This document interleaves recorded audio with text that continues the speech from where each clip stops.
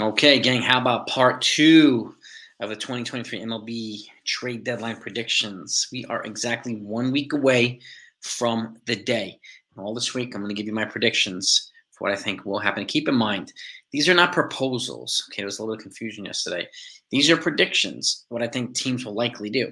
And again, very rarely do they do what fans want them to do, what fans think they will do or should do. This sometimes happens. It's just like some other team will come out of nowhere, ask for the roof, and then they'll pivot somewhere else and be like, I don't want to give that team that. I'll give blah, blah, blah. It's just the way that it is, right? It's like drafting with Kevin Costner. If you haven't seen that movie, you'll see the trade insanity that happens in that movie. So these are similar things. So just something to keep in mind for perspective. Teams might deal from weaknesses to add to strengths, or might deal from strengths to add to weaknesses. We never really know what's going on, but given the history of the teams and what they've done in the last couple of years and the needs they have now, that's where we're going to be. Okay, so with that said, let's get to it.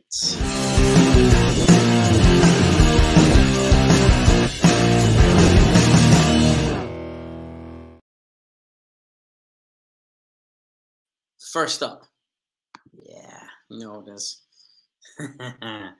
It's going to be Mr. Dylan Cease, White Sox pitcher. Okay, he's got, after the season, got 2 more years of control. So he's not free until 2026. That's got tremendous value. And the Orioles are a team who need another starter. Okay, I already positioned them with a reliever. Now putting a starter in their hands. And if they want to take this American League East division, they're going to need to get another starter, as are the Tampa Bay Rays. So as will the Tampa Bay Rays. So, but Dylan Cease, the Orioles have enough prospect capital to give the White Sox what they want. I do think the White Sox are likely to move in as well as most of other players as well. So this is an opportunity for the White Sox to really, really load up with some young talent. Baltimore Orioles have a ton of it, and they could use a frontline starting pitcher. Keep going right in there and be their ace. That's one thing they do not have is an ace. And Dylan Cease will give them exactly that. Could you imagine him coming to the AL East? He would give fits to teams. Now, speaking of aces, okay, we got another ace pitcher coming up here, Mr. Corbin Burnes. If he gets moved, there's one team that I think is prime to go get him who needs another starter to go with Zach Gallen and Mel Kelly. And with that young dynamic offense they have with a lot of young talent, you put Corbin Burnes in that rotation with those other 2 pitchers, puts them in positions, makes them the favorites to win NL West, in my opinion. I think they'll be well enough to beat the Dodgers, anybody in that division. Okay, Padres, even with those rosters are loaded with talent. You put Corbin Burnes over there, okay, on the Arizona Diamondbacks, and that team is a deep playoff run team. Okay, next up, this one's interesting because yesterday, okay, this man David Bednar and their starting pitcher Mitch Keller were put on the trading block by the Pirates. So personally, if I'm the Yankees, I'm on the phone with them right now. There's your closer, and Mitch Keller can give you another starter. But to me, I think the Texas Rangers are primed to get a guy like David Bednar, who's a beast at the end of the games. Okay, and the fact is, Rortvedt Chapman just coughed up another big home run to the Houston Astros. They pretty much own this guy. So if I'm them, I'm making Rortvedt Chapman the setup guy, and I'm bringing this monster in to be the closer.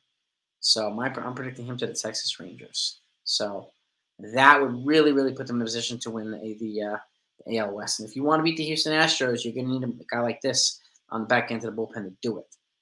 Okay, David Bednar to the Texas Rangers. Would I love him to the Yankees? Yeah. But I think he's going to go to the Rangers. Now, speaking of Yankees, okay, Luis Severino. I do think the Yankees will move on from him, and I would move on from him too. The Cincinnati Reds are an upswing team, but they're kind of falling back to earth. They got a lot of young talent and a lot of prospects that they can give up. And if I'm the Yankees, I'm taking a $5 million payroll relief they can use towards other pieces, adding to a left fielder, or bullpen, whatever. So, and again, I don't see Severino coming back in 2024, so it makes a lot of sense to move him at this point, right?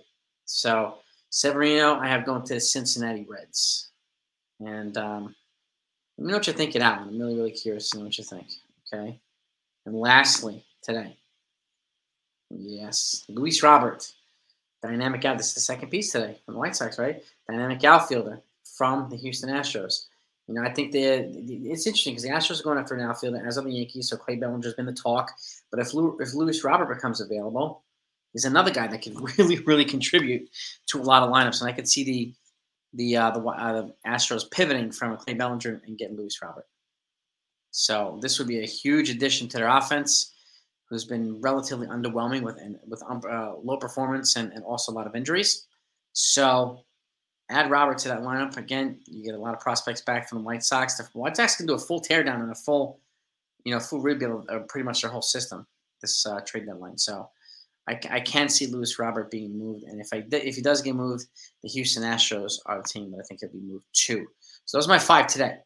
Got five more coming tomorrow for you. And if obviously anything else happens from here to then, make sure you subscribe to the channel. If you enjoy the stuff, hit the thumbs up. I don't want you to miss anything. It's going to get nuts the next couple days. So who knows what we're going to hear a couple hours from now. But I'll get it to you one way or another, whether it's on here, whether it's a short, you'll find out. But let me know what you think of these predictions. Okay? These, to me, make sense. And again, remember, not always, the picks aren't always going to be logical. Some people are like, why are they going to do that? What? This is what happens in baseball. Teams don't always do what fans want them to do, what the fans think they will do or should do. So this is dynamic that can throw things upside down, which is what the whole trade deadline is. It could be dry and it could be crazy. You can be like, why in the world is he going there? It just happens. It's trade deadline. So, but these are some big names here: Burnes, Cease, Bednar.